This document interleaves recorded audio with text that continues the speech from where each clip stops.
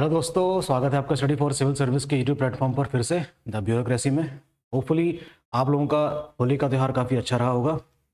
वापस लौटते हैं अपने शेड्यूल में और एक खबर हमारा ध्यान आकर्षित करती है। ग्लेशियर्स से संबंधित है वो खबर। और आपको याद होगा कि लगभग 10 साल पहले 2013 में एक भीषण तबाही हुई थी केदारनाथ में ग्लेशियर के टूट जाने की वजह से। ठीक, तो ऐसी ही आहट फिर से देखने को मिल रही है। ऐसा एक कमेटी ने रिपोर्ट दी है जो NDMA यानी कि नेशनल डिज़ास्टर मैनेजमेंट अथॉरिटी के द्वारा बनाई गई थी। उनका कहना है कि जो हिमालयी राज्य हैं इंडिया के, उसमें जो 188 ग्लेशियर्स हैं वो खतरे की जद में हैं, जिसमें से 13 ग्लेशियर उत्तराखंड में आते हैं। तो आज का जो टॉपिक होगा हमारा वो होगा ग्लेशियल लेक्स। ठीक है, इंपॉर्टेंट टॉपिक क्या है आज का? Glacial lake. यानी कि झीलें तो वैसे तो कई प्रकार की होती हैं, लेकिन जो हमारा कंसर्न है आज के डिस्कशन का वो है ग्लेशियल लेक। तो NDMA ने ऐसा बताया है, नेशनल डिजास्टर मैनेजमेंट अथॉरिटी। मैं यहाँ पर लिखता हूँ, देखिए नाम उस संस्था का, NDMA।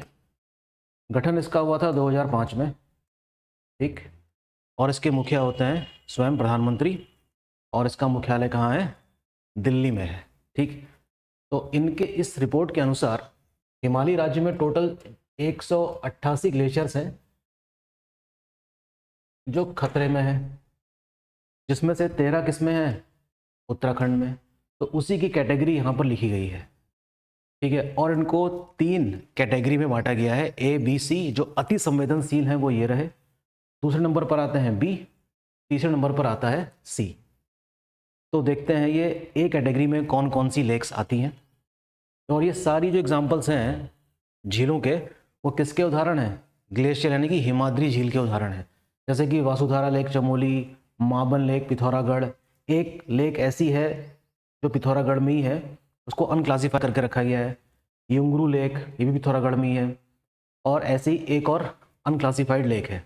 तो ये अति संवेदनशील कह सकते हैं कि जो ग्लेशियर लेक्स हैं उसके कैटेगरी में आती हैं।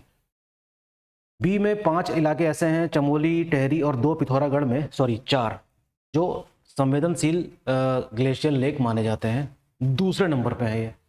तीसरी कैटेगरी के ये अनलोन लेक, केदारताल और देवी कुंड। हो सके तो इसका पता लगाइएगा कि ये कहाँ है झीलें। ठीक है, हमारा कंसर्न ये नहीं है कि कौन सी झील किस जिले में है, वो तो आपको पढ़ना ही पड़ेगा। ये बच्चों वाली बातें हैं जो आपको पढ़ के खुद समझ में आ जाएंगी। ठीक है, तो इतना तो आप याद रखिए कि जो झीलें हैं वो किस ज़िले में हैं, कहाँ पाई जाती हैं, वगैरह वगैरह। ये सब बातें आप किताब से पढ़ के समझ लेंगे। हमारा ध्यान आकर्षित होता है इस प्रकार की लेक का, जो कह सकते हैं जो खतरा बना हुआ है वो क्या चीज़ है। तो जाहिर सी बात है, लेक्स के बारे में जब हम पढ़ रहे हैं तो कम से कम हमें ये तो पता ही होना चाहिए कि लेक्स होती क्या हैं। What are lakes? सिंपल सी डेफिनेशन है इसकी, लैंड लॉक वाटर बॉडी, अर्थात एक ऐसी जलराशि जो चारों तरफ से किससे घिरी हुई हो, भूमि से, उसी को क्या कहा जाएगा? झील। इनका जो साइज है, शेप है, ये अलग अलग होता है। ठीक, various in size and shape, varies in size and shape, found over different type of landforms. ठीक है, नेचुरल भी होती है, मैनमेड भी होती है, मैदानी क्षेत्रों में भी देखने को मिलेगी, पर्वतीय क्षेत्रों में भी देखने को मिलेगी, और यहाँ तक कि समुद्र के तटों में भी लैगून लेक नाम की भी एक झील होती है। तो ये तो हो गए झीलों के प्रकार, जो कि एक सिंपल सी बात है। ठीक है, उत्तराखंड में जो झीलें हैं वो इतने प्रकार की हैं। देखिए, एक तो है टेक्टोनिक लेक, ग्लेशियल लेक जिस पे हम चर्चा करेंगे, आर्टिफिशियल लेक यानी कि कह सकते हैं कि जो मैनमेड लेक है, और टेम्पररी लेक यानी कि इस अस्थाई झीलें। टेक्टोनिक लेक्स वे लेक्स होंगी जो कैसे बनी होंगी, कह सकते हैं कि टेक्टोनिक एक्टिविटीज़ की वजह से, फोल्डिंग और फॉल्टिंग की वजह से जो क्षेत्र डिप्रेस्ड हो गया होगा उसमें पानी भर जाता है, और इस प्रकार से टेक्टोनिक लेक का निर्माण होता है। तो इसके उदाहरण भी हमारे पास होने चाहिए। उत्तराखंड का जो कुमाऊं वाला इलाका है, वहाँ पर पाई जाने वाली जो अधिकतर झीलें हैं वो इस कैटेगरी में आती हैं, यानी कि टेक्टोनिक लेक्स में आती हैं। जाना माना उदाहरण इसका है खुद नैनीताल, भीमताल, खुरपाताल, नौकुचिया ताल। ऐसे कई सारे वाटर बॉडीज़ हैं उत्तराखंड के नैनीताल जिले में जो इस प्रकार के लेक का उदाहरण प्रस्तुत करती हैं। ठीक, अच्छा जी। Tectonic lakes forms due to tectonic activities causes folding and faulting. अब ये देखिए सारे जोग्राफिकल टर्म्स हैं, प्योरली जोग्राफिकल टर्म्स हैं जो आपको पढ़ने पड़ते हैं किसमें, लिथोस्फीयर वाले पार्ट में। This causes formation of basin, जिसकी वजह से क्या होता है, एक बेसिन बन जाता है और उसमें पानी भर जाता है। एग्जाम्पल क्या है, Bhimtal, Nainital, Naukuchiatal and various other lakes of Nainital district. ठीक, ग्लेशियल लेक जो है ये इंपॉर्टेंट है क्योंकि खतरा इन्हीं झीलों में है। ठीक, तो ग्लेशियर लेक्स कैसी होती हैं, glaciers also erodes the surface and forms various landforms. तो सबसे पहले तो हमको ये जान लेना जरूरी है कि ग्लेशियर क्या सतह को इरोड कर पाने में, यानी कि उसका अपरदन कर पाने में सक्षम है या नहीं। तो इसका जवाब है हाँ। ग्लेशियर जब इरोड करता है सरफेस को तो वो भी क्या करता है, कई प्रकार की क्या बना सकता है, लैंडफॉर्म्स बना सकता है। जैसे कि यू शेप वैली का नाम सुना होगा आपने। यू शेप वैली जो है वो किसके द्वारा बनाई जाती है, ग्लेशियर के द्वारा।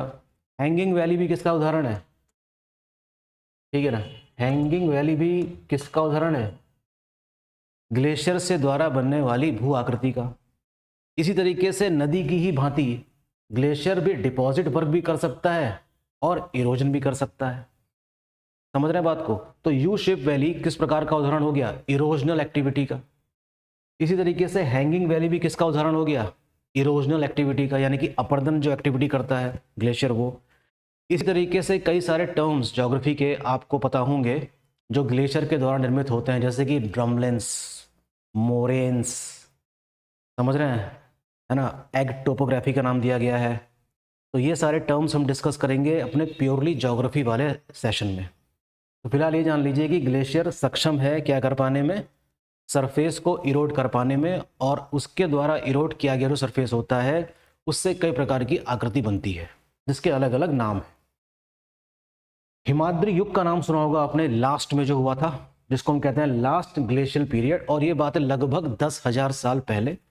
जो भी ग्लेशियर्स उस समय मौजूद थे वो रिट्रीट हो रहे थे, यानी कि प्रत्यावर्तित हो रहे थे। तो जब प्रत्यावर्तित हुए होंगे तो जो आइस पीछे रह गई होगी वो पिघलना शुरू करी हुई होगी, और जब वो आइस पिघली होगी तो वहाँ पर किसकी शक्ल ले ली होगी, उसने एक झील की शक्ल ले ली होगी।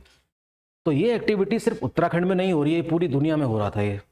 तो ग्लेशियल लेक के अगर आपको अधिकतर उदाहरण देखने हैं तो आप चलिए यूएसए के मैप देख लीजिए।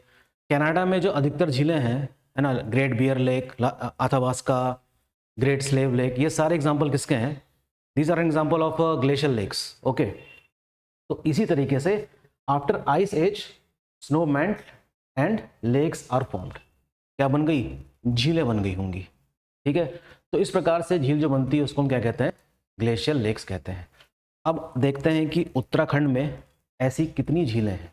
ठीक है, in Uttarakhand we have various glacial lakes. Uttarakhand में कई सारी क्या हैं, ग्लेशियल लेक्स हैं। एग्जाम्पल सुन लीजिए, रूपकुंड, वासुकी ताल, बेदनी कुंड, दयारा कुंड या ताल कह सकते हैं इसको, काग भुसंडी लेक, सतोपंथ, ये सारे किसके एग्जाम्पल्स हैं, ग्लेशियल लेक्स के उदाहरण हैं ये सारे। ठीक है, in Uttarakhand about 1353 glacial lakes. अब देखिए फैक्ट के हिसाब से ये फैक्ट काफ़ी इंपॉर्टेंट है कि उत्तराखंड में लगभग कितनी ग्लेशियल लेक्स हैं, ये सरकारी आंकड़े हैं ये, दीज आर ऑफिशियल रिकॉर्ड्स। कितनी है, लगभग 1353 ग्लेशियल लेक्स हैं। ठीक है, ऐसा गवर्नमेंट की साइट हमको बताती है इन आर स्टेट, जो कि लगभग 3000 से 6000 मीटर की ऊंचाई पर मौजूद है। जाहिर सी बात है ग्लेशियर लेक होगा तो ग्लेशियर के आसपास ही होना चाहिए, और ग्लेशियर होता कहाँ पर है, एक खास ऊंचाई पे होता है, अच्छी खासी ऊंचाई पे होता है, तभी तो ग्लेशियर बना। तो उत्तराखंड में ये सारे जो उदाहरण आपको दिखाई दे रहे हैं ये किस कैटेगरी में फॉल होते हैं, ग्लेशियल लेक्स की कैटेगरी में फॉल करते हैं। ठीक, अच्छा अब देखते हैं फैक्ट जो एग्जाम के लिए काफ़ी इंपॉर्टेंट है। ग्लेशियल लेक्स इन उत्तराखंड स्प्रेड्स अक्रॉस 6 डिस्ट्रिक्ट्स, 6 जिलों में इसका विस्तार है। उत्तरकाशी में कितनी है, 412। सबसे अधिक कहाँ पर है, चमोली में, कितनी, 713। पिथौरागढ़ में 188, टेरी गढ़वाल में 21, रुद्रप्रयाग में 12, सबसे कम कहाँ है, बागेश्वर। तो ये 6 जिले के नाम आप जानेंगे कि सबसे ज़्यादा ग्लेशियल लेक यानी कि हिमाद्री झीलें किस जिले में स्थित हैं, और सबसे अधिक कहाँ पर है, चमोली में है। देखिए टोटल कितना हो गया, इसको हम जोड़ेंगे तो 1353 निकल के आ रहा है। कितना आ रहा है? 1353, जो अभी हमने पिछली वाली स्लाइड में देखा था। इसी प्रकार से हम देखते हैं कि ये जो ग्लेशियर्स हैं ये एरिया बहुत ज़्यादा कवर नहीं करते। इन्होंने टोटली कितना एरिया कवर कर रखा है उत्तराखंड का? लगभग 8 वर्ग किलोमीटर, या कह सकते हैं एग्जैक्टली 7.96 स्क्वायर किलोमीटर इन ग्लेशियर लेक्स ने कवर करके रखा है, खास ऊंचाई पे है। इनमें से सबसे अधिक एरिया किसने कवर किया होगा? चमोली में पाई जाने वाली हिमाद्री झीलों ने। कितना? लगभग 3.79 स्क्वायर किलोमीटर। ठीक, इसका मतलब ये तो हो गया स्पष्ट कि जो ग्लेशियर लेक्स होती हैं वो बहुत बड़ी झील नहीं होती है। ठीक है, बहुत बड़ी झील नहीं होती हैं, लेकिन इसमें इतना पोटेंशियल होता है कि उसमें विस्फोट हो सकता है, जैसा कि हुआ था केदारनाथ में, और भीषण बाढ़ आ सकती है। केदारनाथ में जो घटना घटी थी, आप मुझे बताएंगे कमेंट बॉक्स में लिखकर कि वो कौन सी हिमाद्री थी, वो कौन सी झील फटी थी। आप मुझे लिख के बताने वाले हैं कमेंट बॉक्स में। ठीक, तो जिससे इतनी भीषण बाढ़ आई थी कि पता नहीं कितने लोग मारे गए, जिसका अंदाजा आज भी नहीं लगाया जा सकता। उसको लेकर डॉक्यूमेंट्री और फिल्में भी बन चुकी हैं। डिस्कवरी चैनल में डॉक्यूमेंट्री आई है, नेशनल जियोग्राफिक में आई है, केदारनाथ नाम की मूवी भी आई थी, आपको याद होगा ना, सुशांत राजपूत वाली, तो उसी पे आधारित थी वो। ठीक है, तो इतनी बड़ी हिमालयन ब्लंडर कह सकते हैं, या हिमालयन सुनामी भी आ सकती है। फ्लैश फ्लड्स का नाम दिया जाता था उसको, दिया जाता है इनफैक्ट इस प्रकार की त्रासदी को। तो सतर्क है इस समय सरकार, और एनडीएमए ने जो रिपोर्ट प्रस्तुत करी है उसको लेकर काम जारी है। वार्निंग सिस्टम लगाए जाएंगे, और इस साल इसकी निगरानी करने के लिए कई सारे कदम उठाए जा रहे हैं। ठीक है, आगे देखते हैं। अच्छा, अगर हम प्योरली, क्योंकि हम एक ऐसा टॉपिक पढ़ रहे हैं करंट इवेंट से जुड़ा हुआ जिसका संबंध सीधे सीधे किस चीज़ से? ज्योग्राफी से। ठीक है, तो बड़ा ही डायनेमिक किस्म का क्वेश्चन यहाँ पर क्रिएट किया जा सकता है। तो देखेंगे कि ग्लेशियर लेक की भी कुछ कैटेगरीज होती हैं क्या? बिल्कुल होती हैं। ये रही ग्लेशियर लेक्स की कैटेगरी। एक तो है pro glacier lakes, lakes formed in front of receding glacier. अब देखिए ये सारे टर्म्स जो आप देख रहे हैं ये प्योरली ज्योग्राफी के हैं। इसको हम ज्योग्राफी वाले पार्ट में पढ़ेंगे। जब हम ये पढ़ेंगे कि what are the landforms formed by the glaciers, और इन सब चीज़ों को कहते क्या हैं। इसी प्रकार से देखिए supra glacier lakes, supra glacier lake formed on the surface of the glaciers, यानी कि ये ऐसी झील होगी जो ग्लेशियर के सतह पर बनती है। प्री ग्लेशियल लेक, यानी कि ग्लेशियल पीरियड से पहले की lakes, formed on the periphery of glaciers, यानी कि ग्लेशियर के चारों तरफ जो झील बनती है उसको हम कहते हैं प्री ग्लेशियल लेक्स। सर्क भी क्या है? एक प्रकार का क्या है? लैंडफॉर्म है जो बनता है किसके द्वारा? ग्लेशियर के द्वारा। तो उस प्रकार की झील को क्या कहा जाता है? Which is developed in the cirque are called cirque lakes. एक कैटेगरी ऐसी है जिसको इस कैटेगरी से बाहर रखा गया है चारों की, उसको नाम दिया गया है others lake, formed between two lateral moraines. अब देखिए मोरेन्स भी क्या है? एक टर्म है। तो हमको ये पता लगाना है कि मोरेन क्या एक डिपोजिशनल वर्क है ग्लेशियर का, या इरोजनल वर्क है। ये भी जानना हमारे लिए काफ़ी ज़रूरी है कि what are moraines, okay, what are cirque, ये सारे क्या हैं? जियोग्राफिकल टर्म्स हैं जिनके बारे में हम पढ़ेंगे ज़रूर। ठीक है, तो ये खबर आज अखबार की सुर्खियों में थी कि उत्तराखंड की कुछ झीलें क्या हैं? खतरे में हैं, और इनकी निगरानी करने के लिए काम किया जा रहा है। तो ये रहा आज का छोटा सा लेक्चर। बने रहिए स्टडी फॉर सिविल सर्विस के साथ और पढ़ाई करते रहिए। Thank you.